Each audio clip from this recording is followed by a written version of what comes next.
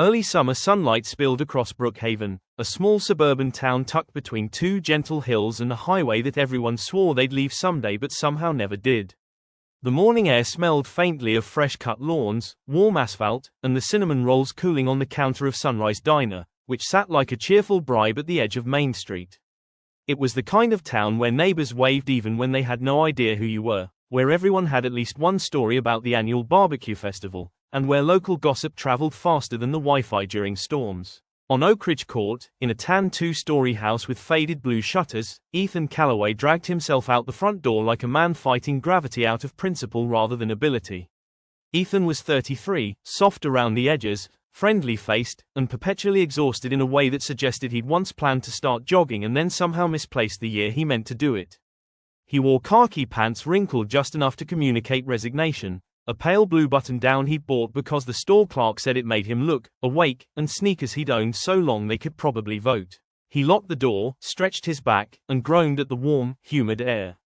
It was 7:48 a.m., and already the neighborhood kids were zipping around on scooters. An older couple walked their dog as though training for a marathon, and Gloria McDaniels, age 70 but shaped like optimism itself, was speed-walking past his driveway with her sun visor tilted at a jaunty angle. "Morning, Ethan," she chirped. "Morning, Gloria," he murmured, trying to sound like someone with functioning joints. "Beautiful day for movement," she called over her shoulder. "I already hit my 10,000 steps." "It's not even 8, he whispered to himself, wondering how she still managed to look like a motivational poster. Truth was, Ethan had been stuck in a slow, creeping rut for months. Remote work had turned him into a man whose Fitbit had given up sending notifications. His doctor had suggested simple daily movement, which Ethan had interpreted as moving from the couch to the fridge. His mother had offered advice in the form of inspirational Facebook graphics with sunsets. His best friend, Leo, had tried to get him to join a gym, but Ethan declined so aggressively that Leo backed off and sent him a sympathy smoothie. It wasn't that Ethan didn't want to be active. He just found activity profoundly overrated, which is why the universe staged an intervention. It happened at 7:51 a.m., as Ethan crossed the driveway, juggling his coffee thermos, work bag, and a slight existential dread. A loud thump came from the house next door, the home of Nora Jenkins, a 40-year-old elementary music teacher with the energy level of a caffeinated toddler. She was known for three things: her loud laugh, her floral dresses, and her total absence of shame when it came to singing outside. Today, she added a fourth item to her list. Because as Ethan walked past her front windows, the curtains flew open and there stood Nora, dressed in neon leggings, a tie-dye workout shirt, and a determination that could power the Eastern Grid. She hit play on her speaker, and the first explosive beats of a 90s dance song cracked through the air like a motivational thunderbolt. And Nora danced. Full body, no fear, letting loose dancing. The kind of dancing people only did when they were home alone or had fully accepted their place in the universe. Ethan froze. Nora did not. She spun, shimmied, kicked, attempted a move suspiciously close to breakdancing, and then executed a jump that startled a squirrel off her porch railing. Ethan blinked, unsure whether he was witnessing a crime or a celebration. Then she saw him, and waved enthusiastically. "Ethan, join me." "Absolutely not. Definitely not." The answer was so firmly no that it registered legally. But his startled flinch knocked his coffee thermos into the air. It flipped once, twice, and sprayed hot hazelnut liquid all over his shirt. Ethan yelped, hopped backward, slipped on the damp patch of his driveway, windmilled his arms, and then, as though orchestrated by divine comedy itself, performed a chaotic, unintentional dance. A trip, slide, shuffle, flail. Nora screamed, not in fear, but delight. "Yes, that's the spirit." "That's not the spirit," Ethan sputtered, trying to regain his dignity. "That was survival instinct." But it was too late. A mail truck slowed at the curb, its driver Kyle Hogan staring with amused confusion. Two middle schoolers biking to class stopped to watch. Gloria McDaniels actually paused her power walking and pumped her fist like she was watching a touchdown. "Don't stop now," Gloria shouted. "Great hip action." Ethan, knowing hopelessness when he tasted it, sighed toward the heavens. Then he slipped again. This time his arms shot outward, his torso leaned, and he spun, a full, surprisingly graceful turn that the observing middle schoolers gasped at. Nora clapped. Kyle honked. Someone passing in a sedan slowed to film. "Look at you," Nora cheered. "You're dancing to the morning." I'm dancing to avoid a head injury, he corrected, but nobody cared because his feet kept sliding, kicking, scooting in increasingly absurd ways. By the time he regained balance, the entire neighborhood had witnessed what could only be described as an unwilling interpretive dance representing "man has bad morning." Red-faced, damp-shirted, coffee-scented Ethan held up a hand. "Let's agree this never happened." "No way," Nora beamed. "This is the start of something. I feel it." The worst part? Deep down, a very reluctant part of Ethan wondered if she was right. He had moved more in 30 seconds of panic dancing than he had in 2 weeks. He sighed, defeated by physics and peer pressure. "Fine," he muttered. Maybe I should move more." "Yes," Nora cried. "I knew you had it in you." She pointed dramatically at him, and in that theatrical stance she looked like the universe's self-appointed trainer. Ethan stared back at her, shaking his head but smiling despite himself. Maybe this was embarrassing. Maybe it was ridiculous. But maybe, it was also a beginning.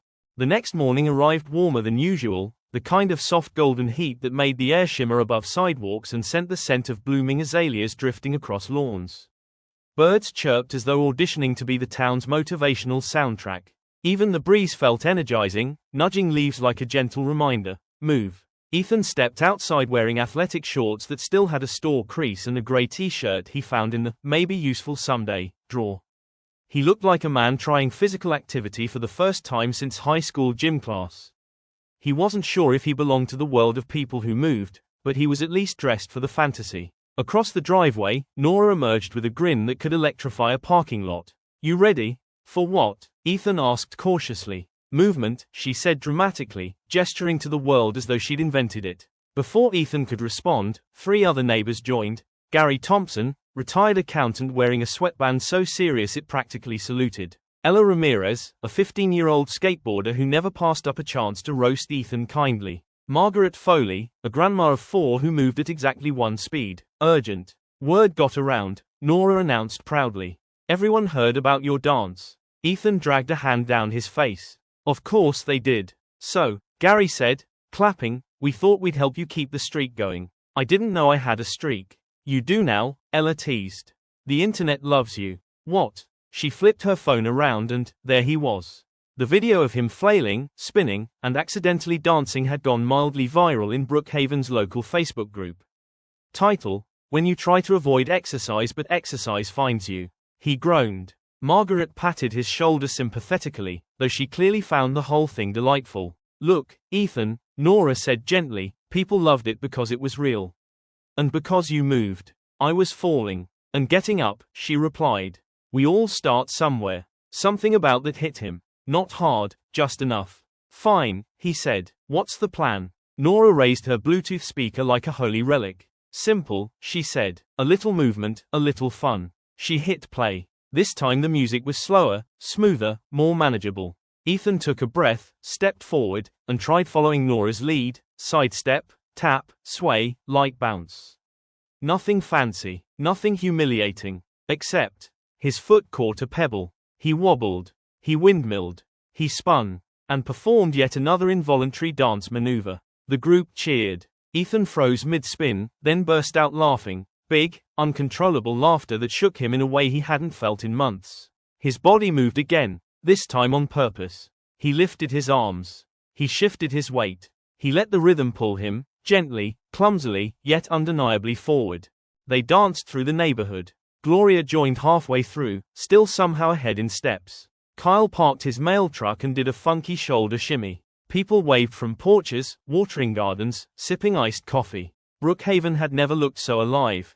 And Ethan, surprisingly, felt alive with it. By the time the music ended, Ethan was sweaty, breathless, and lighter than he'd felt in ages. He looked at Nora. "Okay," he panted. "I get it now." "Told you," she said proudly. Gary slapped him on the back. Ella gave him a high five. Margaret handed him a bottle of water like he'd completed a marathon. As the morning sun climbed higher, Ethan realized something simple and strangely profound. Movement didn't start with perfection. It started with willingness. And sometimes, with a funny dance. Later that day, as he stood in his driveway alone, he practiced a small dance step, barely a shuffle, just to feel the spark return. He smiled. The world felt lighter when he moved inside it. And from then on, every day, no matter how tired or doubtful or chaotic, Ethan did one small, sometimes goofy, sometimes graceful, movement. And each one whispered the same thing. Keep going. Keep moving. Laugh while you do it. Like and subscribe if you want to be happy and motivate.